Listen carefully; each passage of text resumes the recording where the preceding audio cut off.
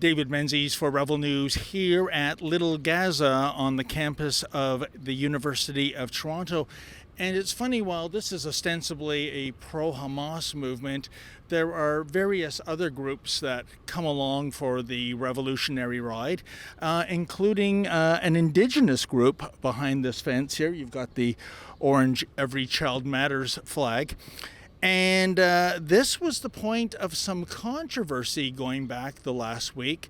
And that is because one of those egghead administrators responsible for the negotiations, that would be Sandy Welsh, Vice Provost of Students, well, she outlined the several legitimate concerns the university has with this encampment. And that would include hateful messages and speech, altercations, I assume physical altercations, and large piles of firewood inside the encampment area, as well as two fires burning inside. Of course, that is against the law. And part of the problem with the exit points, she noted, was that they are blocked. So if there was any kind of emergency, well, you are courting disaster by keeping people entrapped within the encampment. But wouldn't you know it, Miss Welch made a big mistake. You see, those aren't just run-of-the-mill de rigueur fires that burn here. Those are sacred ceremonial fires.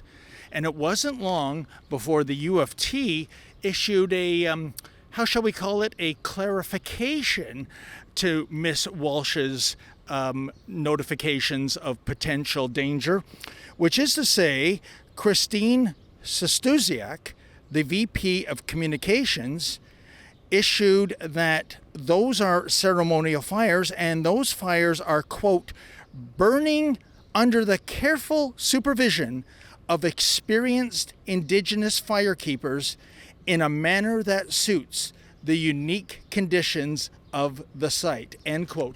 So in other words, nothing to see here. Yes, trespassing is continuing. Yes, there's maybe 11 sections of the Trespass Act that are being violated. Yes, there are fires being set here, but because, what's the name again? They are experienced Indigenous firekeepers maintaining those fires. Therefore, Miss Walsh was incorrect in her denouncing this potential safety issue. I wonder, I haven't seen Miss Welsh recently. Folks, do you think she's now undergoing sensitivity training? Do you think that maybe she's being branded an Indigenous phobe?